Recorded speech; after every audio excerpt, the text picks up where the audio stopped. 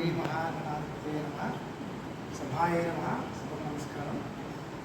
ఈశ్వర స్వరూపమైనటువంటి యొక్క ఈ కార్యక్రమం, ఈ యొక్క సమావేశంలో చిన్న విషయాన్ని మాట్లాడుతున్నాం.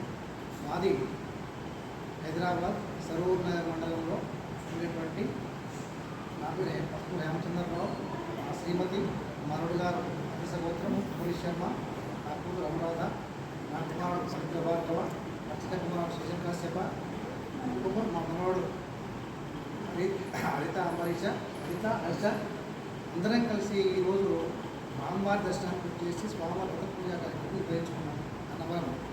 ఆ కార్యక్రమం అనంతరము మేము చూస్తూ ఉన్నాం ఎలాగా మాకు భోజన కార్యక్రమాలు నియమానుసారంగా ఈరోజు బ్రాహ్మణ భోజనం చేయడం ఉత్తరం అనుకుంటున్నాం. అలాంటి సమయంలో చిన్న విషయం అడిగాం, బ్రాహ్మణ క్షేత్ర విధంగా అని అడిగాము. కానీ ఎందుకంటే సంతోషంగా ఉందని చెల్లెలు చెప్పారు. ఆ ప్రకారంగానే మేము అనుకోకుండా ఆ యూట్యూబ్ వచ్చేసాము. చూడగానే వచ్చిన తర్వాత నాగాభరణం ఆశ్రమం గుర్తు చేసింది. వారికి కూడా నమస్కరించగానే వారు ఏమన్నా ఎక్కడి నుంచి వస్తున్నారంటే అడిగారు. కానీ మీరు ఎవరు అడగలేదండి. ఎక్కడి నుంచి వస్తాను హైదరాబాద్ కానీ ఇంకా సమయానికి వచ్చారు. వచ్చిన సమయం 2 గంటలండి. 2 గంటల సమయానికి బ్రాహ్మణోత్తములు అనుకున్న కానీ వారు ఉండగానే సంతోషంగా ఆహ్వానించి ఎటువంటి అంటే ఎన్ని కోట్ల ఆస్తి ఉన్నా, ఎన్ని కోట్లు సంపాదించినా కూడా కేవలం ధనాభూషణ సంపాదించుకోవచ్చు. కానీ అదంతా కూడా కేవలము అన్నపూర్ణం ఎంత పట్టులో పెట్టి అన్నం కోసమే. అటువంటి అన్నదాన సేవా కార్యక్రమాన్ని ఒక యజ్ఞంలాగా, మా యజ్ఞంలాగా భావించి వచ్చిన మన బ్రాహ్మణులందరికీ ఉదయం 11 గంటల నుంచి సాయంత్రం 5 గంటల వరకు ఎవరిని ఏమి అడగకుండా, ఏ టైం అడగకుండా నిర్వహిస్తున్నారు.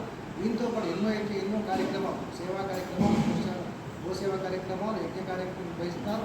అటువంటి కామేశ్వర గారు వారికి ఆహ్వానం మేరకు మేము సకుటుంబ సమేతంగా భోజనం చేసామంటే ఆ భోజనం ఎట్లా ఉందంటే అమృతపాయం ఉంది. నవ్వులు కానీ గొప్పతనం కాకుండా ఎక్కువ అంటే అమృతపాయం ఉంది. ఇక్కడ సకాలంలో పెట్టిన అన్నం చాలు. అందులో బాధిపళ్ళ రసాలు, మామిడి పళ్ళతో రసయుక్తంగా భోజనం పెట్టేసి ఆ ప్రకారంగా మా అందరికీ అతిథి మర్యాదలు ఏ విధంగా చేస్తారో ఆ విధంగా అండి. మాతో తోటి బ్రాహ్మణమే అనుకున్న అయినప్పటికీ కూడా అతిథి సేవ అని అన్నట్లుగా అమ్మవారి యొక్క అనుగ్రహం ప్రకారంగా ఆ మంత్రయుక్తంగా వారు వివరించి అన్నపూర్ణాదేవి యొక్క మనసు తలుచుకొని ఆ కార్యక్రమం నిర్వహించి ఈ కార్యక్రమం సంతోషంగా ఈ కార్యక్రమం భోజనం చేసుకున్నాం. కార్యక్రమం నిర్వహించినందుకు మేము సేవాభావం భావిస్తున్నాం. అంతా కూడా ఈశ్వర అనుగ్రహం.